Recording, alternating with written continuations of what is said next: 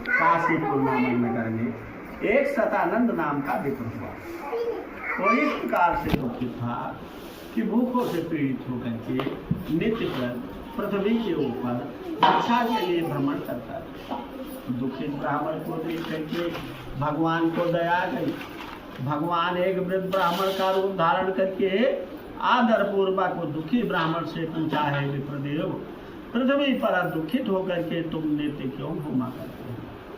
हे जिससे सब कहो, मैं सुनना चाहता हूँ। ब्राह्मण बोला, है प्रभु, नहीं क्षुधा सम दुख हो और न ही सुख मान समान और न ही क्रोध सब शत्रु है जग में और महान। इसलिए हे प्रभु, यदि मेरी निर्धनता दूर करने का कोई उपाय जानते हो तो कृपा करके कहो। तो ब्राह्मण के प्रश्न का उत्तर देते हुए ब्राह्मण अर्थात भगवान बोले, हे ब्राह्मण देवता, आप भगवान सत्यनारायण का व्रत तथा पूजन कीजिए, वही वांछित फल देने वाले हैं। हे ब्राह्मण, आप मेरी बात मान करके ये व्रत धारण करें। जो मनुष्य इस व्रत तथा पूजन को करता है दुख से छूट करके मुक्ति को प्राप्त करता है। चव जुग चव शुद्ध नाम प्रभाव और कल विशेष नहीं आनो पाओ। जो कोई परम दुर्लभ भगवान सत्यनारायण का व्रत करेगा अथवा सुनेगा, भगवान सत्यनारायण की कृपा से उसके अनेकों पाप व्रत ब्राह्मण रूपी भगवान व्रत का विधान बतला करके अंतर ध्यान हो गए। तो ब्राह्मण देवता अपने मन में सोचने लगे कि वृद्ध ब्राह्मण ने तो बहुत बिल बतलाया है, वो मैं किस प्रकार कर सकूं। इसी चिंता में उसे रात भर नींद नहीं आई। प्रातः काल शौचा विवेक किया, उसने अपने मन में संकल्प किया कि आज मुझे शिक्षा में धन मिलेगा, उसी से भगवान सत्यनारायण का ले लियो आरती के। ऐसा मन में सोच करके प्रातः काल घर से बाहर निकला। तो उस दिन दैव कृपा से उसे रोज से दूना धन मिला।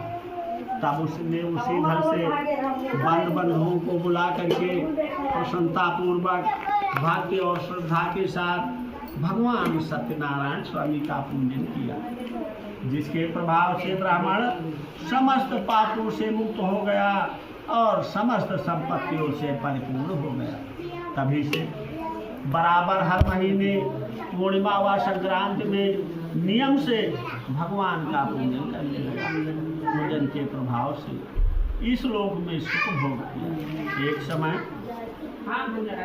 वही श्रेष्ठ ब्राह्मण बंद बंधुओं के सवेत भगवान सत्यनारायण के पूजन के लिए तैयार हुआ। इतने में एक काष्ठ देता यानी लकड़ी का बेचने वाला वहां पहुंचा। लकड़हारा लकड़ी का बोझ लिए हुए ब्राह्मण के द्वार पर पहुंचा। लकड़ी का गट्ठा ब्राह्मण के द्वार पर रख करके लकड़हारा ब्राह्मण के घर में प्रवेश किया। लकड़हारा भूख प्यास से पीड़ित था, परंतु वहां ब्राह्मण को व्रत करते देखा तो ब्राह्मण को प्रणाम करके कहने लगा, हे विप्रदेव, ये आप क्या कर रहे हैं? इसके करने से क्या फल प्राप्त होता है? हे प्रभु, आप विस्तार पूर्वक कहे, मैं सुनना चाहता हूँ। तो ब्राह्मण ने लकड़हारे से कहा कि ये जो मेरा धन धान तुम देख रहे हो, ये सब भगवान सत्यनारायण की कृपा का प्रसाद है। तो ब्राह्मण के मुख से इस प्रकार सुन करके लकड़हारा बहुत प्रसन्न हुआ और भगवान का प्रसाद खा करके जल को पी करके नगर को प्रस्थान किया और मार्ग में अपने मन से चिंतन करके संकल्प किया कि आज जो कुछ भी मुझे लकड़ी के बेचने से धन मिलेगा, उसी से भगवान सत्यनारायण का उत्तम पूजन करूँगा। ऐसा मन में सोच करके प्रातः काल घर से बाहर निकला। जिस नगर में बड़े बड़े धनी लोग रहते थे उस नगर को गया। संयोगवश उसे लकड़ी के बेचने का दूना दाम मिला। तब तो प्रसन्न हृदय हो पकी हुई केले की फली, शक्कर, घी, दूध, गेहूं का आटा, सवाया सब चीज़ें इकट्ठा किया।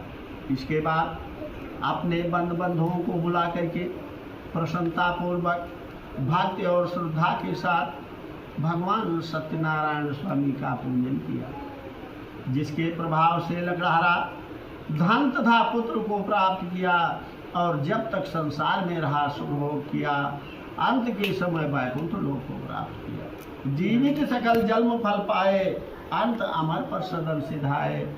जो कोई परम दुर्लभ भगवान सत्यनारायण के रूप को करता है, उसकी अनेकों पाप नाश हो जाते हैं। ये श्री स्कंद पुराणे रेवाखंडे श्री सत्यनारायण व्रत कथायाम द्वितीय अध्याय। ओम नमो नारायणाभ्याम नमः।